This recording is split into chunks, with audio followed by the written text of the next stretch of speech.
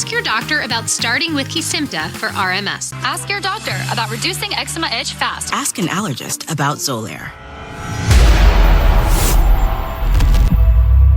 Hey, Dr. Sherald. Yeah, hey, I just saw a commercial on Xolair. I figured I'd call you and ask you about it. AKA, you write me a script, I'll pick it up in the morning, right? Seriously, what is that phrase even? Ask your doctor if this drug is right for you. Isn't that what doctors spend so much time in school for? To gather the necessary information to make these types of calls? Isn't that their whole prerogative? Like, why would I have to ask my doctor anything like that? It's like I'm doing 80% of the job for them. And what's super weird is only 2 countries allow the airing of pharmaceutical ads. That is the United States and New Zealand. Literally, 99% of the countries do not allow the airing of pharmaceutical ads. So it's kind of odd that 2 out of like the 195 countries don't want to be a part of the ones that are doing the right thing. You'd think everyone would be on board, but no, not here, not in capitalist America. Why would it? It's a moneymaker. So you're all probably wondering, when did this bullshit start? Well, it started in 1983 by a company called Boots Pharmaceutical. The drug they were advertising was Boots' version of ibuprofen, which was called Rufen. So let's go ahead and take a look at the first pharmaceutical ad ever aired on television. If you're one of the many people who take the prescription drug Motrin, you should ask your physician or pharmacist about Rufen. They will tell you that both Motrin 400 milligram tablets and Rufen 400 milligram tablets are different brand names for the same drug, ibuprofen. There is only one important difference. Rufen can cost you considerably less.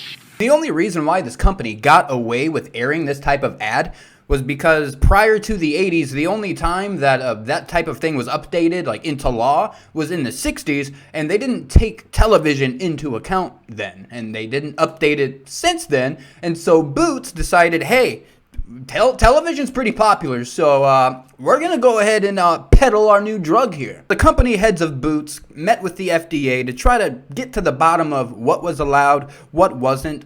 Overall, I think the meeting didn't really get anywhere because Boots decided, hey, we're gonna air this bad boy. And it only took 2 days for the FDA to tell them to take this shit down. They sent them a cease and desist letter, and that's when the fight began. So after Boots aired their commercial in 1983, there was a slew of companies knocking on the FDA's door so they could get their commercial aired as well. So with the influx of companies going to the FDA decided, you know what, go ahead and air them, but you have to follow these rules. The FDA said in 1985 that drug makers could air ads, but they also had to follow rigid rules for disclosing side effects and other information related to that specific drug. So we fast forward to about the mid-90s, and Claritin puts out an ad that kind of gets on the FDA's radar, where then they continue to urge people to ask their doctor, ask your doctor this, ask your doctor if this drug is right for you. I mean, a doctor will know if that drug is right for you, especially if you're their patient for years. So in 1997, the FDA decided, let's relax the rules. You know what I mean? It's basically free speech. Let's let these companies do what they want to do. So now when these pharmaceutical companies TV spot, the drug makers could now refer viewers to print ads, offer 1-800 numbers to websites,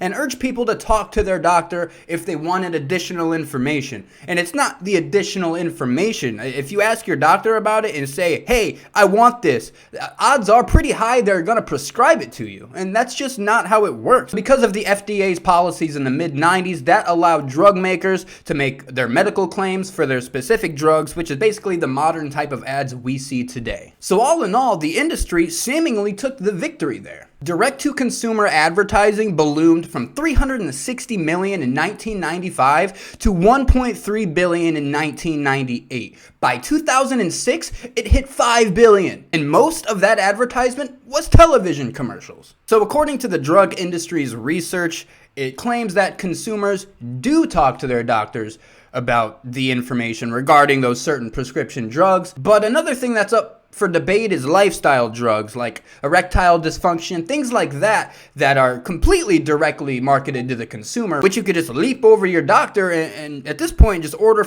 online. They also claim that there isn't strong enough evidence that direct-to-consumer advertising is having a negative impact on public health. But there is some issues. In 1999, there was a drug called Vioxx, I'm not entirely sure. They had a 60-second spot, and they had a figure skater named Dorothy Hamill promote it. So fast forward, 5 years later, they pulled the drug off the shelves because they were concerned for heart attack risk and stroke risk. And at that point, they were bringing in about $2.5 billion in annual sales on a drug that seems like it harms you. Congress was outraged, hearings were held, as they should be. Now listen, there are a few things I agree with this current administration about, but I do agree on banning pharmaceutical health ads on television. I don't think they're good, and I don't think they help anybody at all. In my opinion, I believe these ads encourage the unnecessary use of a lot of these drugs without having the necessary tests done or the procedures done by doctors to vet you and make sure that is what you need.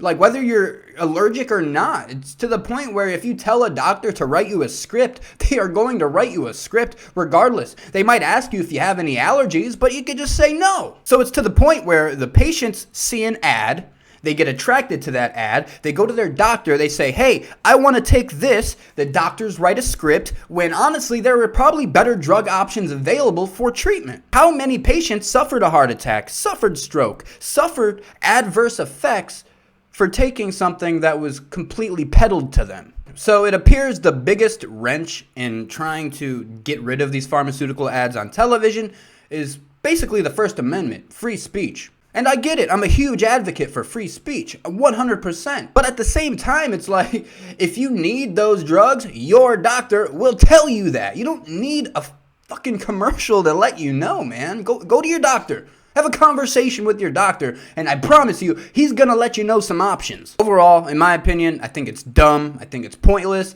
I think it's just to make more money for the pharmaceutical companies, and I'm sure they lobby a hell of a lot to the government to keep these ads airing, because I just don't see how it has never ever been banned at all, and I think it should. There should be zero reason we have back to back fucking Ozempic ads and stuff like that. It's just literally, it's like worse than AI slop, dude. So, Trump administration, get the ball rolling on this shit. Get those ads out of here. They're pointless. They're not doing any good whatsoever. They're putting money in the pockets of the pharmaceutical companies. Like, what are the doctors getting a kickback? Are they getting a referral bonus? Like if you go to your doctor and say, hey, I heard about this ad on TV about Claritin. Can I have it? And they write a script. Do they have to put like a certain code? And then when they get the script filled, does Claritin send that doctor's office money? It seems fucking weird to me. It seems weird, okay?